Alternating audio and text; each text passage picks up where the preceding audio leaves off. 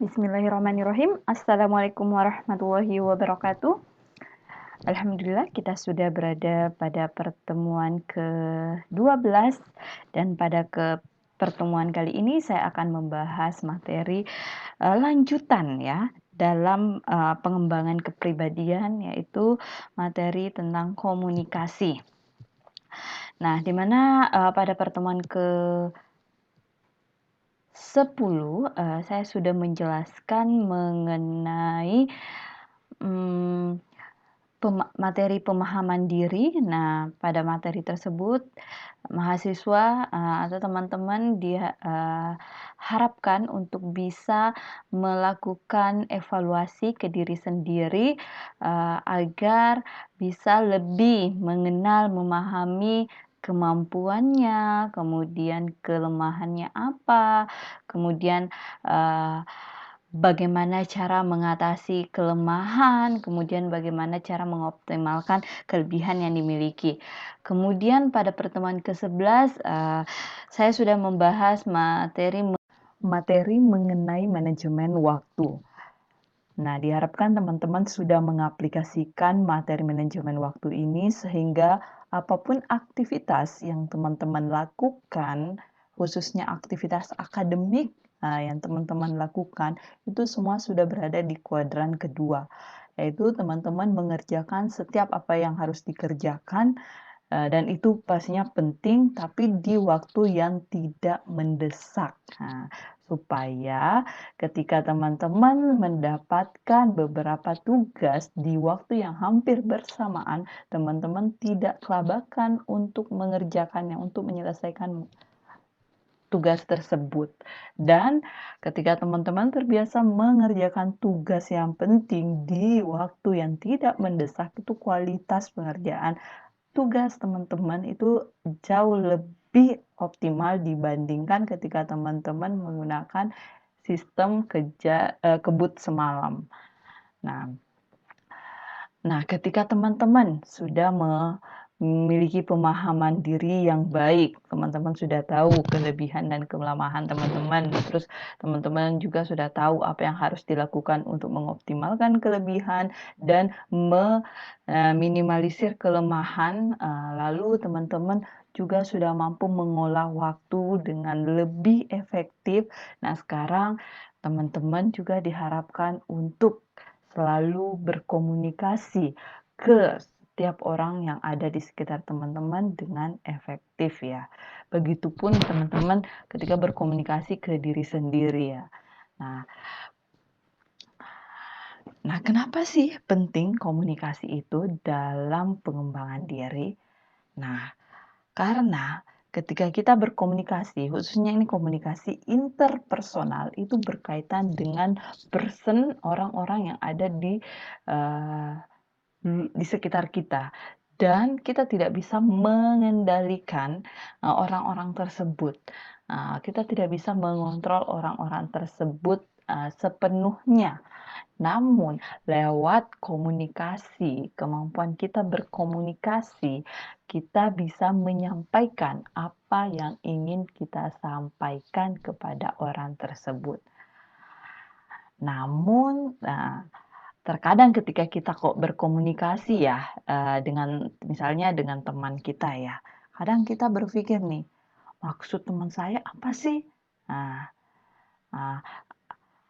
atau ketika kita ingin berkomunikasi, berinteraksi, atau ngobrol ya dengan teman kita, terus kita memiliki pikiran seperti ini, enaknya cerita sama dia nggak ya?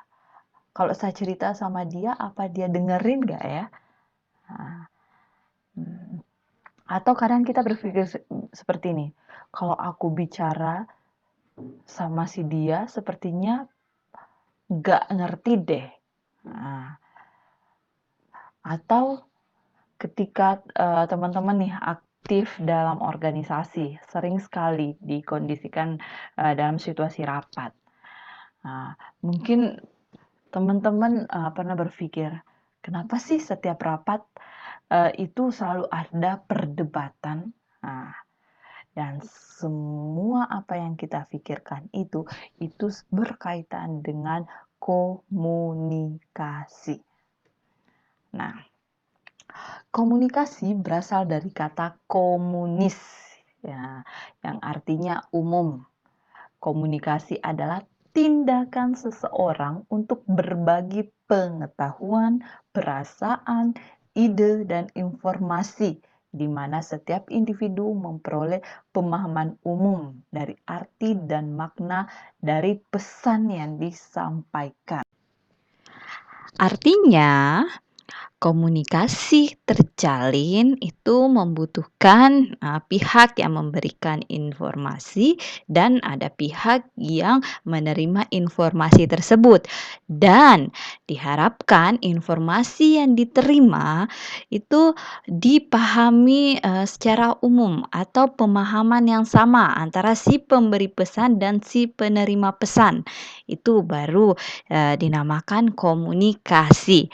Nah, terkadang kita melakukan komunikasi nih, menyampaikan informasi, ke seseorang, namun orang tersebut memiliki pemahaman yang berbeda dengan apa yang kita pahami. Nah, ini, bisa kita katakan bahwa unsur pemahaman umumnya itu, tidak, muncul, tidak mengena, ya. Jadi bisa saja dikatakan komunikasi yang kita jalin tersebut tidak efektif. Ya mungkin saja karena ada faktor-faktor yang mempengaruhi mengapa si penerima informasi memiliki pemahaman yang berbeda dengan si pemberi informasi. Kemudian, secara umum terdapat 4 tipe komunikasi, itu ada komunikasi interpersonal, ada komunikasi intrapersonal, ada komunikasi intergroup communication, dan komunikasi massa. Namun yang penting teman-teman pahami adalah tipe komunikasi intrapersonal dan komunikasi interpersonal. Komunikasi intrapersonal itu adalah tipe komunikasi di mana individu berinteraksi dengan dirinya sendiri. Nah, biasanya kita melakukan komunikasi intrapersonal ketika kita ingin melakukan refleksi diri misalnya, atau kita ingin mengevaluasi diri. Itu kita bisa menggunakan komunikasi intrapersonal. Kemudian komunikasi interpersonal, yaitu komunikasi yang melibatkan, pihak lain. Di mana ada pihak yang memberi informasi dan ada pihak yang menerima informasi. Nah, bentuk komunikasi sendiri itu ada komunikasi verbal dan non-verbal. Komunikasi verbal di mana kita ketahui bersama, pasti teman-teman sudah tahu, komunikasi verbal itu adalah komunikasi yang menggunakan kata atau bahasa, baik itu bahasa daerah, bahasa asing, atau bahasa Indonesia dalam bentuk tertulis maupun lisan atau secara perkataan. Kemudian bentuk komunikasi nonverbal, ini adalah bentuk komunikasi yang sangat penting ya dalam proses komunikasi. Bahkan ada beberapa penelitian yang membuktikan bahwa komunikasi nonverbal itu lebih penting daripada komunikasi verbal. Komunikasi nonverbal itu contohnya ekspresi wajah, gerakan tubuh, eye contact, intonasi suara. Nah, dalam komunikasi ini khusus pada tipe komunikasi interpersonal, ternyata penggunaan komunikasi verbal itu hanya sekitar 5-10%. Dan yang penting adalah komunikasi nonverbal karena perannya itu 90-95% mampu buat komunikasi yang kita jalin itu efektif. Nah, Jadi, teman-teman bisa bayangkan ketika ada, orang yang ngajak berbicara nih, tapi orang itu wajahnya lempeng, padahal dia menyampaikan informasi yang, sifatnya sedih sebenarnya, pesannya itu sedih atau pesannya itu menakutkan, atau pesannya itu cukup urgent tapi ekspresinya lempeng. Nah, idealnya kan, ketika komunikasi, itu terjalin adalah, kita sebagai penerima informasi, ya kita pun akan turut merasakan, kesedihan, ketakutannya, kita memahami bahwa, oh si dia ini, sedih, si dia ini takut, atau dia sedang menyampaikan informasi yang urgent. Tapi karena adanya ketidaksinkronan antara komunikasi verbal dan nonverbal yang dia tampilkan, sehingga kita akhirnya merasa ragu dengan informasi yang disampaikan. Nah, makanya ini sangat penting ketika kita melakukan komunikasi. ah, Bentuk komunikasi verbal dan nonverbal yang kita tampilkan ke lawan bicara itu harus sinkron. Ketika tidak sinkron, itu sangat mempengaruhi penerimaan informasi orang yang diberi informasi. Nah, adapun unsur-unsur komunikasi, nah, itu ada komunikan, itu ada pembicara dan ada lawan bicara. Nah, ini khususnya untuk komunikasi interpersonal ya.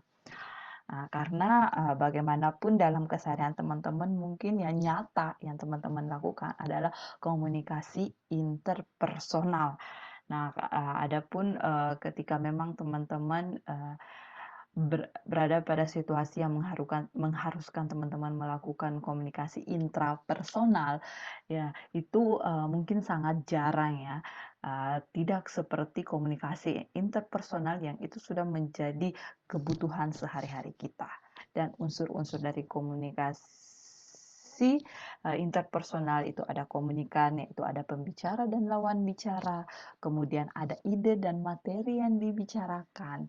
Jadi teman-teman bisa, ini ya, bayangkan ketika kita ingin mengajak, seseorang untuk berbicara, tapi kita tidak punya ide atau materi yang ingin bicarakan.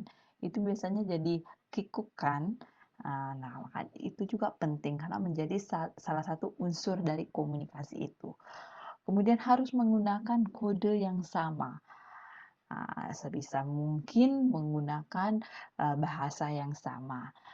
Ya, walaupun sebenarnya tidak jarang, dalam keseharian kita, kadang, saya sendiri misalnya, saya, dalam keseharian selalu full menggunakan bahasa Indonesia, tetapi, orang-orang yang saya ajak berkomunikasi itu, dominan menggunakan bahasa Jawa. Ya, tapi karena kita sudah sama-sama mengerti, saya bisa paham bahasa Jawa, begitupun dengan lawan bicara saya paham dengan bahasa Indonesia, jadi tetap informasi yang disampaikan itu bisa dipahami. Tapi akan berbeda ketika misalnya teman-teman ke suatu tempat, kemudian teman-teman menggunakan bahasa daerahnya sendiri, padahal di tempat tersebut tidak ada yang memahami bahasa daerah teman-teman ya, di situ akan kesulitan. Uh, atau bisa dikatakan komunikasi yang terjalin itu tidak efektif karena bisa saja lawan bicara teman-teman tidak memahami apa yang ingin teman-teman sampaikan. Nah, selain komunikan, ide dan materi yang akan dibicarakan, kemudian menggunakan kode yang sama dalam berkomunikasi, yang terpenting juga adalah suasana pendukung ya. Begitupun dengan prasarana. Misalnya nih, teman-teman ingin menyampaikan hal yang urgent uh, ke seseorang, uh, tapi melalui HP, tetapi sinyalnya kurang memadai, ya itu ya juga mempengaruhi. Bisa saja teman-teman ingin mengatakan bahwa, "Halo Mas, ini ada yang, menunggu di rumah, bisa tidak segera pulang?" Nah, ternyata karena signal, nah lawan bicara, Anda itu hanya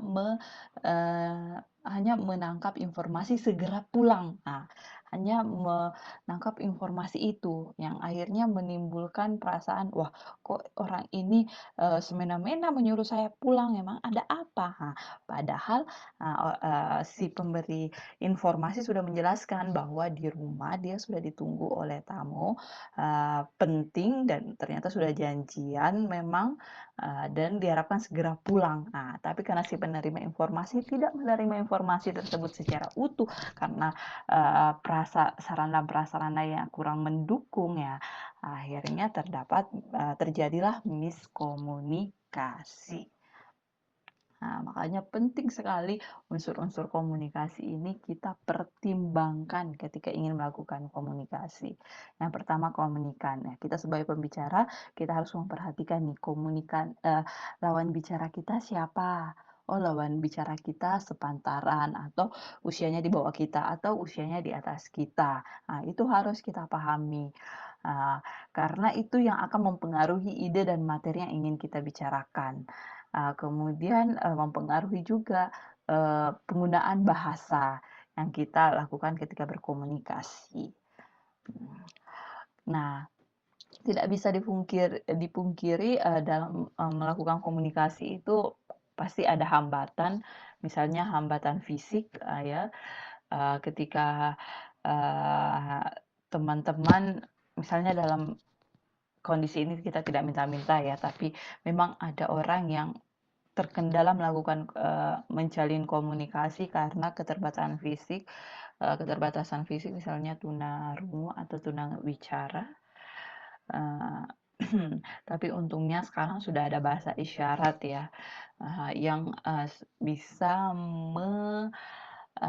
bantu, teman-teman kita, saudara-saudara kita yang memiliki hambatan fisik untuk berkomunikasi dan, banyak juga orang-orang yang tidak mengalami hambatan fisik yang tertarik belajar, salah satunya saya tertarik sekali sejak, kuliah S1 2009 saya sudah tertarik dengan, eee, bahasa isyarat, nggak berkali-kali sih, beberapa kali belajar bahasa isyarat, tapi ya karena mungkin, saya kurang berbakat ya, jadi sampai sekarang tidak lancar ya. Kemudian hambatan dalam komunikasi, itu bisa karena aspek psikologis ya, hambatan psikologis ya, karena memiliki rasa cemas, rasa takut. Ini tidak jarang di antara, beberapa mahasiswa dari pengalaman saya, mengajar dalam satu kelas, saya selalu mendapatkan satu 2 orang mahasiswa yang memiliki hambatan dalam komunikasi karena hambatan psikologis, karena rasa kecemasan yang terlalu tinggi, rasa takut yang tidak bisa dikontrol. Eee, ya ketika saya baru saja menyapa atau hanya ingin sekedar, bertanya progres tugasnya sampai di mana, dia sudah memperlihatkan rasa cemas yang sangat berlebih, tidak bisa berkata apapun. Nah, dan sebenarnya kalau hambatan psikologis ini, itu bisa diterapi ya, itu bisa diterapi dan teman-teman bisa mengurangi rasa cemas, rasa takut, untuk mengoptimalkan kemampuan komunikasi teman-teman. Kemudian, hambatan semantik ya, bahasa gaul atau jargon. Nah, ini biasanya nih hambatan, semantik ini ketika yang melakukan komunikasi, antara generasi muda dan generasi usia lanjut misalnya. Biasanya antara cucu dan, kakek atau nenek nih. Cucunya, "Halo guys," ya ini hanya ingin, membangun suasana sama kakek atau neneknya. "Halo bro, what's up?" Wah, ya mungkin, eee, de nenek atau kakek akan merasa, "Ih, ini cucu saya kenapa sih? Kesurupan atau apa sih?" Nah, itu juga yang harus diperhatikan. Penggunaan bahasa gaul atau jargon kita sesuaikan dengan siapa lawan bicara kita. Kemudian secara struktural, nah ini juga ya, eee, karena ada yang namanya jabatan struktural, ada atasan, ada bawahan. Biasanya bawahan itu, akan mengalami, eee, karena mengalami tekanan ya, ini, sebenarnya terkait dengan hambatan psikologis ya, karena merasa dirinya bawahan, ada rasa cemas, ada rasa takut, ada rasa kurang pede yang, membuat dia ketika berkomunikasi dengan atasan itu agak agak kagok ya. Tapi ketika berkomunikasi dengan, pegawai-pegawai lain, nah itu biasa-biasa saja. Nah itu memang tidak bisa dipungkiri, eee, jabatan struktural itu bisa mempengaruhi, eee, psikologis bawahan yang akhirnya membuat si bawahan mengalami hambatan dalam berkomunikasi dengan atasannya. Nah itu biasanya seperti itu. Nah, begitupun, ini juga berlaku sebenarnya dengan, komunikasi yang dijalin oleh mahasiswa bimbingan dengan dosen, bimbingannya. Ya, karena dari segi struktural memang dosen bimbingan di atas dari, mahasiswa bimbingan ini, ya terkadang mahasiswa bimbingan ini, memiliki Eee, rasa cemas, rasa takut, rasa khawatir yang berlebih, setiap kali ingin, melakukan bimbingan. Nah, ini sebisa mungkin eee, kelola secara baik, secara tepat ya, tekanan psikologisnya. Sebenarnya tekanan psikologis, eee, tersebut, misalnya cemas, takut, khawatir yang berlebih ketika bertemu dengan dosen pembimbing, takut misalnya, eee takut diberikan pertanyaan yang tidak bisa dijawab, kemudian takut ditolak untuk di ACC misalnya. Itu sebenarnya, eee, respon psikologis yang wajar, tetapi akan menjadi tidak wajar ketika respon psikologis itu yang akhirnya mengontrol diri teman-teman sepenuhnya, bukan teman-teman yang mengontrol, eee, kec eee, tekanan psikologis itu. Nah, bagaimana caranya, mengontrol, tekanan psikologis itu sebenarnya pada materi-materi sebelumnya akan saya bahas.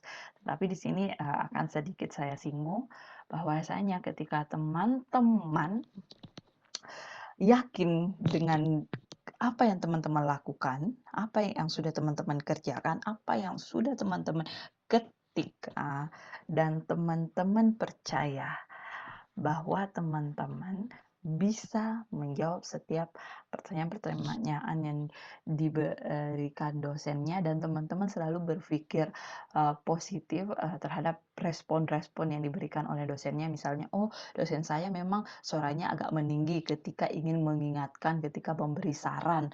Jadi walaupun dia agak, kesannya marah, ya itu karena memang tipikal dia seperti itu. Atau, oh memang karena dosennya tegas, jadi ketika ada hal yang harus ditegesin ya, makanya makanya suaranya meninggi. Nah itu teman-teman harus olah terus di pikiran teman-teman. Nah nah ketika itu bisa diolah, oleh teman-teman, itu, tekanan-tekanan psikologis seperti rasa cemas, rasa takut itu bisa ternetralisir, eee, seperti itu. Kemudian, elemen komunikasi, itu ada pengirim pesan ya, ada channel atau mediumnya, ada penerimanya, kemudian, di sini noisy maksudnya ada, suara-suara sumbang ya Pak, pastinya ada ya. Kemudian ada umpan balik, ini semua elemen ini ketika kita berkomunikasi, eee, pasti ada ya. Eee, Pasti, elemen ini ada, ketika salah satunya tidak ada, wah, eee, itu bisa dikatakan bukan, komunikasi atau ya memang itu komunikasi, tapi bukan komunikasi efektif. Misalnya, oke pengirim ada, saluran ada, penerima ada, oke adalah suara-suara ini kan, backsound-backsound misalnya, tapi tidak ada umpan balik, tidak ada umpan balik, eee kesannya satu arah, komunikasi yang terjalin satu arah. Nah, itu kita bisa memprediksi bahwa komunikasi yang terjalin itu tidak efektif kalau seperti itu. Makanya misalnya dalam proses perkuliahan nih, ketika dosennya sudah mengirimkan pesan nih, menjelaskan materi. Nah, mahasiswanya ini kan sebagai receiver, penerima. Nah, biasanya kan kalau bertatap muka langsung berarti channelnya ini ya bertatap muka langsung ya. Kalau misalnya kelas virtual berarti menggunakan eh, ini menggunakan akun e-learning misalnya. Nah, itu biasanya ada noisy ya, ada suara-suara sumang ketika kita melakukan proses komunikasi tersebut. Tapi yang sangat mengkhawatirkan itu elemen umpan balik ini. Nah, jarang sekali mahasiswa ingin bertanya. Nah, kadang harus sedikit dipaksa baru bertanya. Nah, ketika teman-teman tidak ada respon, tidak memberikan pertanyaan, memberikan argumen, memberikan saran atau sebagainya, lain sebagainya. Nah, itu bisa dikatakan komunikasi yang terjalin di dalam kelas kita itu hanya komunikasi satu arah saja, bukan komunikasi dua arah. Nah, tidak ada umpan balik di dalam komunikasi yang kita jalin di dalam kelas, baik itu di kelas uh, virtual maupun di kelas luring. Nah, makanya sangat diharapkan keaktifan mahasiswa dalam proses pembelajaran di kelas agar komunikasi yang terjalin itu adalah komunikasi timbal balik, komunikasi dua arah. Kemudian, nah ini cara dalam berkomunikasi seperti yang saya katakan tadi ada dua macam, yaitu satu arah dan ada dua arah.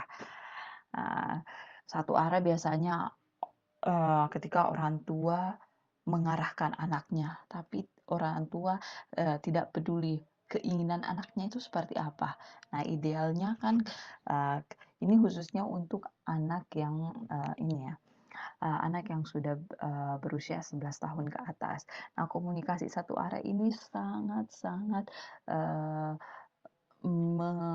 beresiko ya diterapkan oleh orang tua, sangat sangat beresiko membuat anak ini tumbuh menjadi anak yang pembangkang.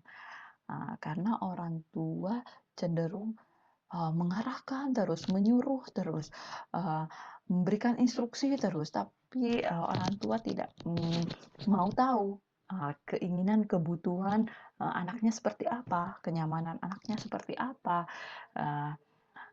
Nah, kemudian begitupun dosen dan mahasiswa. Ini sering sekali ya. Tapi saya pribadi sendiri berusaha untuk bisa melakukan komunikasi dua arah. Tapi namun karena dengan segala keterbatasan ya masih sering terjalin komunikasi satu arah ya. Misalnya kalau saya memberikan informasi di Google Classroom, sangat jarang mahasiswa yang memberikan respon hanya sekedar mengiyakan atau mengatakan terima kasih misalnya. Itu sangat jarang. Nah, di situ saya bisa menilai bahwa wah selama ini saya masih sering atau mengaplikasikan cara komunikasi satu arah ini, walaupun itu sebenarnya cara komunikasi yang tidak disarankan. Kemudian pimpinan dan bawahan juga sering seperti itu ya. Nah, nah ini kalau komunikasi dua arah, ini adalah komunikasi yang efektif ya. Misalnya nih, ketika orang tua ingin berkomunikasi dengan anaknya, jangan menggunakan style yang cenderung mengarahkan terus, memberikan instruksi terus, menuntut kamu harus ini, kamu harus ini, kamu harus ini. Nah, sebaiknya orang tua itu mengajak anaknya berdiskusi. Sebelum orang tuanya mengungkapkan keinginannya, sebaiknya orang tuanya mengarahkan anaknya dulu untuk mengungkapkan keinginan anaknya apa, kebutuhan anaknya apa, minat anaknya apa, baru kemudian orang tua bisa men-share oh keinginan orang tua seperti ini. Nah, lalu mencari titik temu bersama-sama dengan diskusi. Nah, diskusi. Kemudian dua arah di kelas kalau contoh di kelas di kelas perkuliahan itu ya seperti diskusi ya. Makanya Kadang juga judulnya diskusi tapi, kesannya melakukan, komunikasi satu arah. Misalnya nih si pemateri atau presenter nih, kelompok yang sudah, yang mendapatkan jadwal, memiliki jadwal untuk menyampaikan, makalahnya, sudah sudah menjelaskan panjang lebar, tapi ketika sesi tanya jawab, mahasiswa yang lain diem. Padahal judulnya diskusi nih. Nah, kalau diskusi itu kan, komunikasi yang, harusnya terjalin adalah komunikasi dua arah di dalamnya, baru dikatakan diskusi. Eee, nah ini, komunikasi akan efektif jika pesan yang ingin disampaikan dapat dipahami sesuai dengan maksud si penyampai pesan. Makanya tadi ada unsur pemahaman umum ya. Ketika si pemberi pesan dan si penerima pesan memahami informasi tersebut, pemahamannya sama ya. Kemudian kedua belah pihak yang berkomunikasi saling memahami pesan yang ingin disampaikan oleh masing-masing pihak. Nah, namun terkadang ya, khususnya dalam proses, bimbingan misalnya ya, proses bimbingan skripsi misalnya, terkadang mahasiswa, eee, ingin menyampaikan, semacam kendalanya ya, kendalanya dalam menyusun skripsi misal. Tapi penerima pesan nih, yaitu si dosen pembimbing, malah menerima informasi tersebut sebagai keluhan. Padahal si mahasiswa ini menyampaikan kendalanya agar si dosen pembimbing bisa menyampaikan beberapa saran-saran untuk si pemberi pesan agar dia bisa mengatasi kendalanya. Tapi karena si penerima pesan, yaitu si dosen pembimbing, penerimaannya tidak sesuai yang dipahami oleh si pemberi, si mahasiswa. Nah, ini sebenarnya menjadi bibit-bibit ini juga ya, menjadi bibit-bibit drama ya dalam proses bimbingan. Nah, sehingga memang sangat diharapkan ketika mahasiswa menyampaikan apapun ke dosennya, khususnya dosen pembimbing, sebaiknya itu difikirkan terlebih dahulu penyampaiannya seperti apa, redaksi kalimatnya seperti apa, jangan sampai ambigu, jangan sampai multitafsir sehingga si dosen mengartikan informasi tersebut tidak sesuai dengan yang dipahami oleh si mahasiswa. Nah, ini sebisa mungkin ini kan istilahnya miskomunikasi. Miskomunikasi ini dikurangi ya dalam proses bimbingan skripsi karena itu sangat mempengaruhi kelancaran teman-teman. Karena bagaimanapun uh, dosen pembimbing atau pihak yang membimbing teman-teman uh, itu tidak hanya memiliki penilaian objektif, tapi juga ada penilaian subjektif. Nah, penilaian subjektif ini sangat mudah dipengaruhi oleh cara komunikasi teman-teman, cara berkomunikasi teman-teman. Jadi kalau cara berkomunikasi teman-teman yang kurang tepat, tidak efektif, itu langsung berdampak ke penilaian subjektif dan secara tidak langsung juga akan mempengaruhi penilaian objektif. Jadi kalau bisa benar-benar dijaga diperhatikan cara berkomunikasinya ya. Dengan pihak yang mendampingi atau pihak yang terkait dengan proses pengerjaan skripsi teman-teman. Karena kadang juga nih ada mahasiswa yang mungkin merasa IPK-nya tinggi. Wah, IPK-nya sampai misalnya sampai semester 6, semester 7 itu masih 4,00. Bisa eksis di beberapa organisasi. Wah, udah biasa dengan, ya udah biasa dianggap penting lah di antara teman-temannya. Jadi ketika menghadap ke pihak yang terkait dengan, proses pengerjaan skripsinya, ya, ya cara dia berkomunikasinya pun, kurang dijaga. Eee, jadi, dia berkomunikasi ya selayaknya teman, kuliahnya, seperti teman di organisasinya. Kemudian ketika, berkomunikasi, sudah bahasa lisannya yang, seakan-akan, paling bisa, paling benar, paling pintar, juga disertai dengan ekspresi wajah yang, bahasa nonverbal yang seakan-akan ingin menggambarkan, "Wah, saya bisa," dan, terlihat terasa kurang hormat, kurang menghargai. Nah, itu sebisa mungkin dihindari. Saya yakin teman-teman, semua tidak ada yang seperti itu, ya. Jangan ada yang seperti itu. Siapapun teman-teman, sepintar apapun teman-teman, tapi teman-teman tidak bisa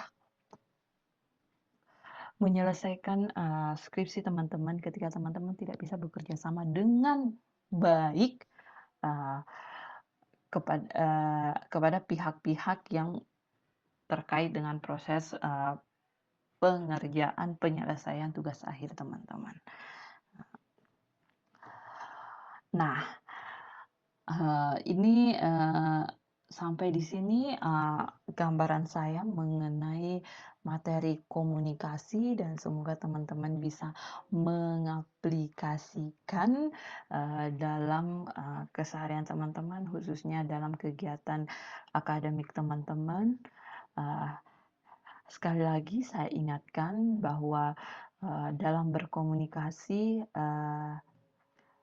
pun dibutuhkan yang namanya etika, ya, dan etika itu, akan tergambarkan dari, pemilihan, redaksi kalimat teman-teman ketika berkomunikasi dengan orang-orang di sekitar teman-teman, khususnya dengan pihak-pihak yang terkait dengan, proses perkuliahan teman-teman ya di kampus.